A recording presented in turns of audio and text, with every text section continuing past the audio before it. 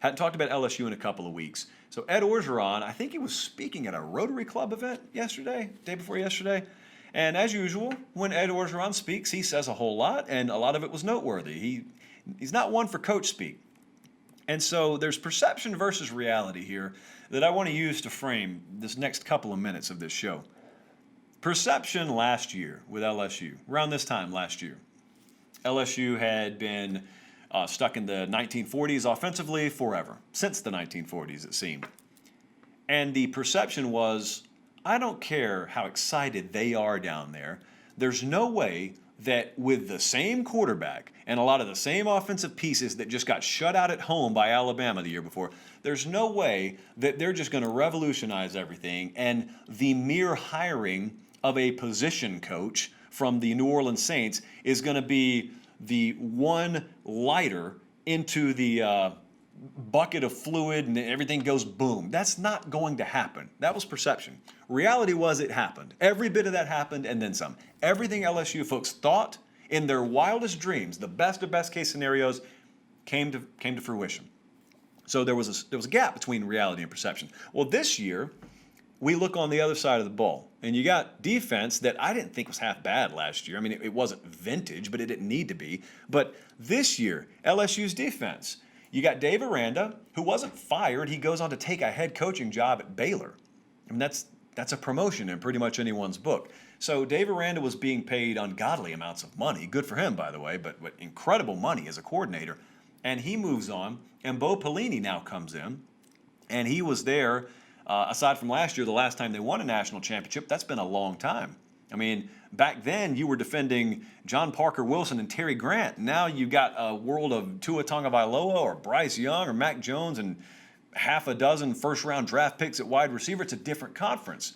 Perception is they're not going to come in and be a dominant defense. I mean, what are they going to do? You can't be dominant offensively and defensively. That's just what the book says. Well, that's where the perception is right now.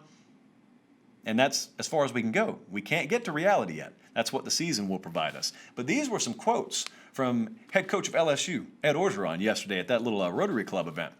We didn't play good defense last year. That's why Bo Pelini is here. Now we'll be able to use our athletes and play better defense. Too many points scored on us last year. You're going to see big improvement.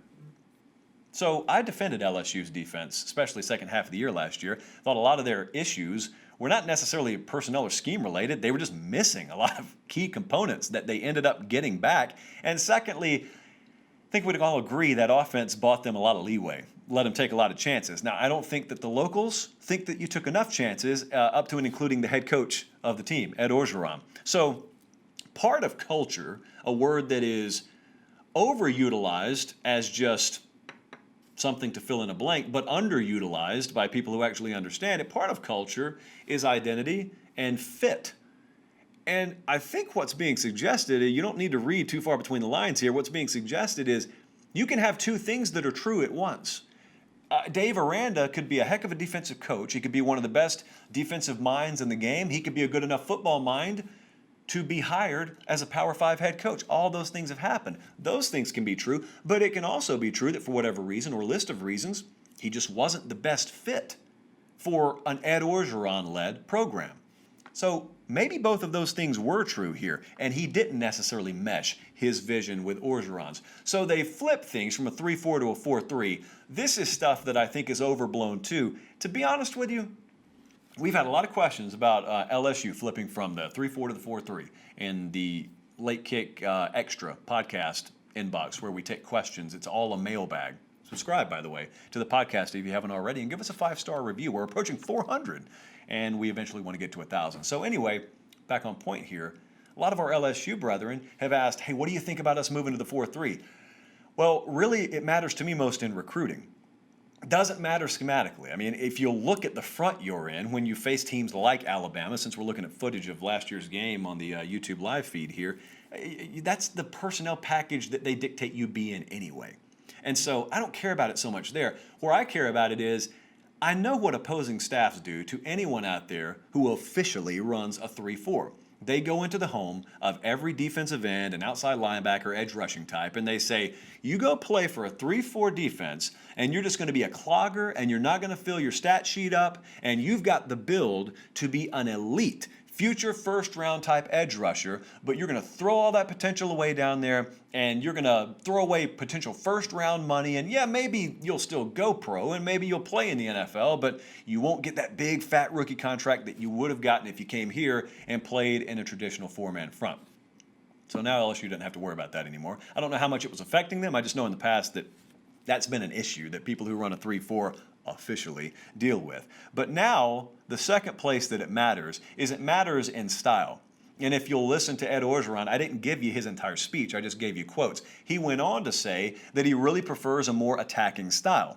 And what you get to do when you have the kind of offense implemented that LSU has, and that's kind of the side question, do they continue on the same general trajectory offensively this year that they did last year? Don't have to match the numbers, just general style. I mean, are they still a legitimate threat to be a top 10, top 5 offensive caliber product? If the answer is yes there, you don't have to have a suffocating product defensively. I don't think that's what Ed Orgeron is asking for here. I actually think he probably prefers a swarming style over a suffocating style, knowing we arrive at the stadium with the pretty good idea that we're putting up 30 or 40 against most teams. So we know that we can take risks here. We know we can take chances that we couldn't when it was a struggle to get 20. So let me ask you something. I'm going to ask you a question, but you're not going to get all the information you need to answer it. My question is, would you rather give up 14 points a game on average or 17 points a game? Naturally, you go 14. But what if I told you the part B there is if you give up 17 points a game, you get the kind of offense that the big boys run. You give up 14, you get a snail offense. Which one would you rather have? And I think Ed Orgeron's sitting here saying, listen, I'm not sitting here telling you just take risk after risk and let folks go up and down the field on us, but I think he is saying we're going to load this roster up with guys who can harass the quarterback, and I don't need you to pitch shutouts. I don't need you to hold folks in the single digits. We are not what we used to be. We are now a modernized version of LSU football now and will be moving forward as long as I'm here.